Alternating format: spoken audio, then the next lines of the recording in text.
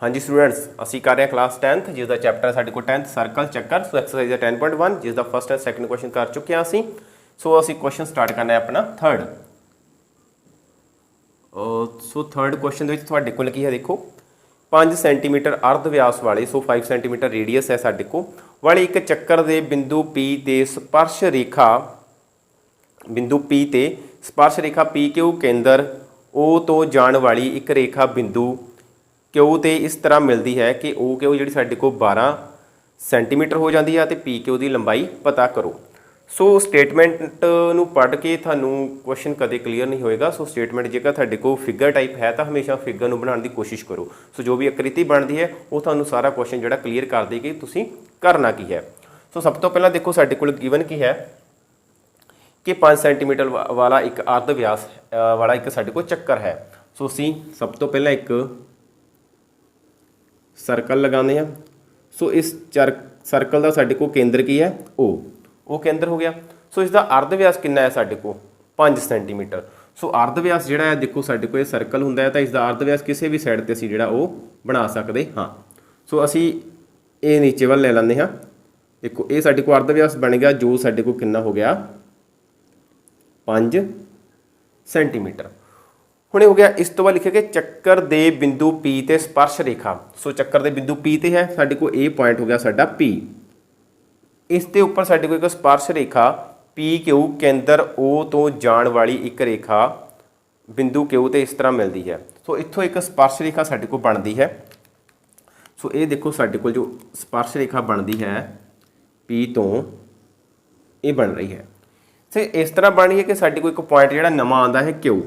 सो वो जिहड़ा Q point है वो ओ क्यू ओ दे नाल मिलता है। सो देखो ओ दे नाल मिल गया साडे को। सो जो ओ ना मिल गया तो साडे को जिहड़ी ओ क्यू है साडे को कितनी दे दी गई है 12 सेंटीमीटर। सो साडे को ये सारी रेखा जिहड़ी कितनी है 12 सेंटीमीटर। सो फाइंड करन नूं सानूं की किया गया है ओ पी फाइंड करन नूं किया गया है। हुण तुहानूं इत्थे साडी थ्योरम जिहड़ी असीं क्लास लगा चुके हैं पहला 10.1 थ्योरम असीं कीती सी अपनी।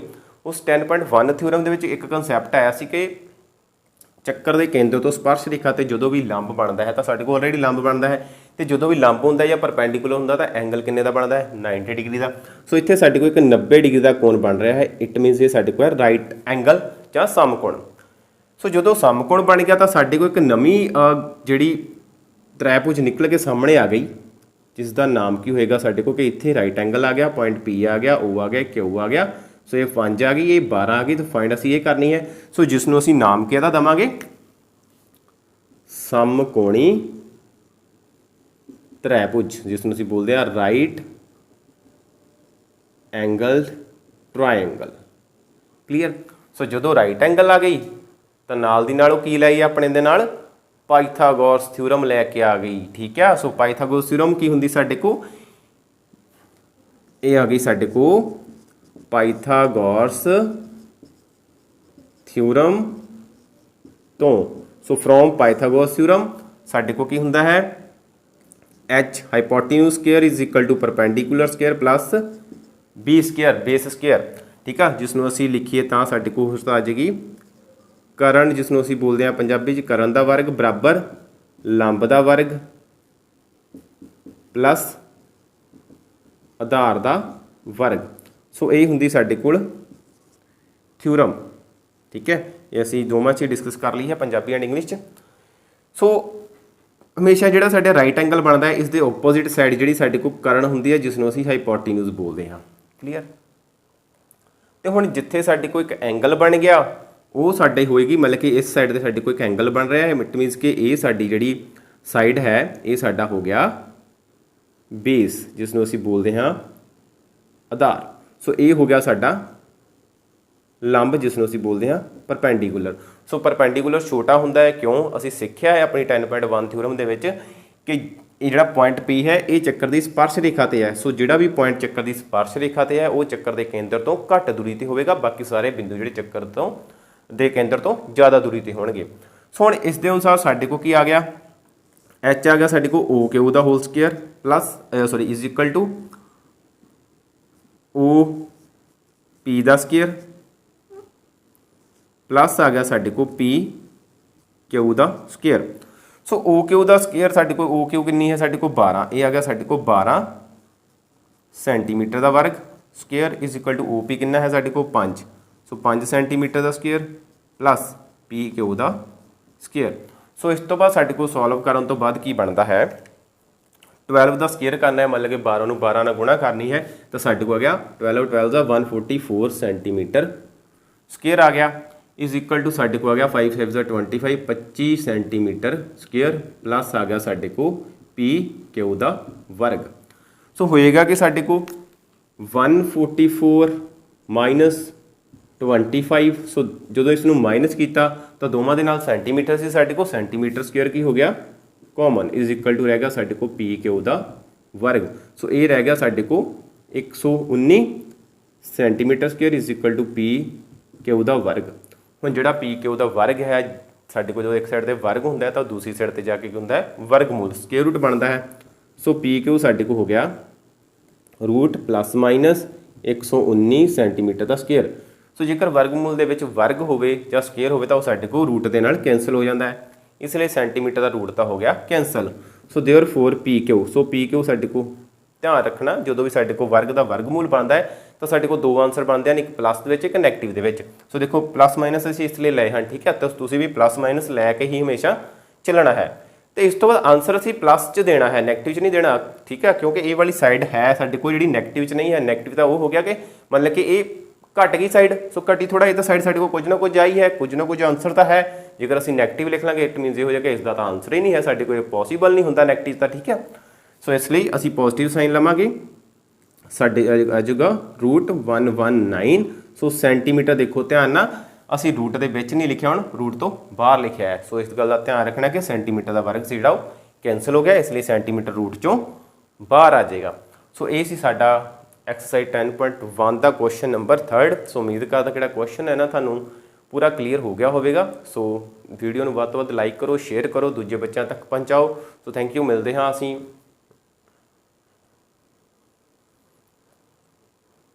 सो हुण आंदा है साडा क्वेश्चन 4। सो क्वेश्चन 4 ਦੇ ਵਿੱਚ ਸਾਡੇ ਕੋਲ ਕੀ ਹੈ, ਇੱਕ ਚੱਕਰ ਖਿੱਚੋ ਅਤੇ ਇੱਕ ਦਿੱਤੀ ਗਈ ਰੇਖਾ ਦੇ ਸਮਾਨਾਂਤਰ ਦੋ ਰੇਖਾਵਾਂ ਖਿੱਚੋ। ਇੱਕ ਰੇਖਾ ਗਿਵਨ ਹੈ ਤੁਹਾਡੇ ਕੋਲ ਅਤੇ ਉਸ ਦੇ ਸਮਾਂਤਰ ਅਸੀਂ ਦੋ ਅਜਿਹੀਆਂ ਰੇਖਾਵਾਂ ਖਿੱਚਣੀਆਂ ਹਨ ਜੋ ਉਹਨਾਂ ਵਿੱਚੋਂ ਇੱਕ ਸਪਰਸ਼ ਰੇਖਾ ਹੋਵੇ ਅਤੇ ਦੂਸਰੀ ਚੱਕਰ ਦੀ ਛੇਦਕ ਰੇਖਾ ਹੋਵੇ। ਸੋ ਦੇਖੋ ਸਭ ਤੋਂ ਪਹਿਲਾਂ ਸਟੇਟਮੈਂਟ ਨੂੰ ਪੜ੍ਹੋ। ਸਟੇਟਮੈਂਟ 'ਚ ਤੁਹਾਨੂੰ ਕਿਹਾ ਗਿਆ ਹੈ ਕਿ ਫਸਟ ਆਫ ਆਲ ਯੂ ਡਰਾ ਦਾ सर्कल। सब तो पहला असी सर्कल नूं एक सर्कल जिहड़ा असी वो ड्रॉ करना है। सो एक देखो असी एक चक्कर जिहड़ा है ये बना लैंदे हाँ। सो थोड़ा तुसीं ट्राई करना कि तुसीं सारे ही चक्कर जिहड़े ने एक कंपस की हैल्प दे नाल एक प्रकार की सहायता दे नाल जिहड़े बना के चलने हन तां जो तुहाडे कोल चक्कर जिहड़े वो वधिया शेप दे विच बन सकन। सो इसका एक केंद्र हो गया साडे कोल जिसका नाम रख लिया सी ओ। सो एक चक्कर हो गया। फिर सानूं कहा गया है ਅਤੇ एक ਦਿੱਤੀ गई रेखा के समानांतर दो अजिहियां रेखावां खिंचो। सो एक साडे को रेखा दी गई है, ठीक है, मतलब कि साडे को मान लो ये रेखा दे दी गई जो चक्कर के बाहर है जिसका नाम असी रख लेंगे पी क्यू। सो ये रेखा जिहड़ी है साडे कोल है P Q. So first statement हो गई साडी, एक असी रेखा बना ली पी क्यू। हुण सानूं दो रेखावां होर खिंचण नूं कहा गया है जिस दे विच कहा गया कि उन्हां विचों एक रेखा स्पर्श होवे अते दूसरी रेखा चक्कर की छेदक रेखा होवे। सो खिंचणियां इसके समांतर ही हैं, असी बिल्कुल इदां ही चलनियां चाहिदियां हैं, ठीक है। सो हुण असी एक पहलां तां ये देखो इस साइड ते असी एक स्पर्श रेखा बना ली जिसका नाम असी रख दिंदे हां एल अते एम। हुण देखो दोवें समांतर हैं ना साडे को, बेशक ये चक्कर तो बाहर है दूरी ते है, पर जिस तरह ये बनी उस तरह साडे को सामने वाली रेखा बन गई, दोवें समांतर हो गई। हुण सानूं कहा गया कि एक होर रेखा बनानी जो छेदक होवे। सो छेदक रेखा बनानी है तुसीं वो भी तुसीं बना दो। सो वो भी समांतर ही होनी चाहिए इसदे। सो ये देखो जिहड़ी चक्कर दे विच दी कट के लंघ गई साडे को वो की हो गई साडे को सेकेंड जां टेंजेंट। सो ये हो गई साडे को आर एस। सो इसलिए जो साडे को ये रेखा सी ये साडी हो गई नॉन इंटरसेक्ट लाइन। सो जिसनों असीं बोलते हैं अकाटमी रेखा। सो काटमी रेखा होगी जी कट्टे, अकाटमी जी ना कट्टे। सो ये दूसरी जी होगी साडे को ये होगी साडी ਸੀਕੈਂਟ ਜਿਸ ਨੂੰ ਅਸੀਂ ਬੋਲਦੇ ਹਾਂ ਛੇਦਕ ਰੇਖਾ। ਸੋ ਫਿਰ ਸਾਡੇ ਕੋਲ ਆ ਗਈ ਸਾਡੀ ਥਰਡ ਜੋ ਲਾਈਨ ਬਣਾਈ ਹੈ ਜਿਸ ਨੂੰ ਅਸੀਂ ਬੋਲਦੇ ਹਾਂ ਟੇਂਜੈਂਟ, ਜਿਸ ਨੂੰ ਅਸੀਂ ਕਹਿੰਦੇ ਹਾਂ ਸਪਰਸ਼ ਰੇਖਾ। ਸੋ ਇਸ ਤਰ੍ਹਾਂ ਸਾਡੇ ਜਿਹੜੇ ਕੁਐਸਚਨਸ ਨੇ ਥਰਡ ਅਤੇ ਫੋਰਥ ਉਹ ਵੀ ਕੰਪਲੀਟ ਹੁੰਦੇ ਹਨ, ਜਿਸ ਨਾਲ ਸਾਡੀ ਐਕਸਰਸਾਈਜ਼ ਜਿਹੜੀ 10.1 ਚੱਲ ਰਹੀ ਸੀ ਉਹ ਵੀ ਕੰਪਲੀਟ ਹੁੰਦੀ ਹੈ। ਸੋ ਉਮੀਦ ਕਰਦਾ ਕਿ ਐਕਸਰਸਾਈਜ਼ ਦੇ ਪਹਿਲੇ ਸਵਾਲ ਤੁਹਾਨੂੰ ਅਤੇ ਥਰਡ ਅਤੇ ਫੋਰਥ ਕੁਐਸਚਨ ਇਸ ਕਲਾਸ ਦੇ ਜਿਹੜੇ ਤੁਹਾਨੂੰ ਕਲੀਅਰ ਹੋ ਗਏ ਹੋਣਗੇ। ਜੇਕਰ ਵਧੀਆ ਲੱਗੀ ਹੈ ਕਲਾਸ ਤਾਂ ਲਾਈਕ ਜ਼ਰੂਰ ਕਰੋ, ਦੂਜੇ ਬੱਚਿਆਂ ਤੱਕ ਸ਼ੇਅਰ ਕਰੋ। ਸੋ ਚੈਨਲ ਨੂੰ ਸਬਸਕ੍ਰਾਈਬ ਕਰ ਲਓ ਤਾਂ ਜੋ ਤੁਹਾਨੂੰ ਨਵੀਆਂ ਵੀਡੀਓਜ਼ ਮਿਲਦੀਆਂ ਰਹਿਣ। ਸੋ ਮਿਲਦੇ ਹਾਂ ਨੈਕਸਟ ਕਲਾਸ ਦੇ ਵਿੱਚ ਨੈਕਸਟ ਕੁਐਸਚਨ ਦੇ ਨਾਲ। Thank you.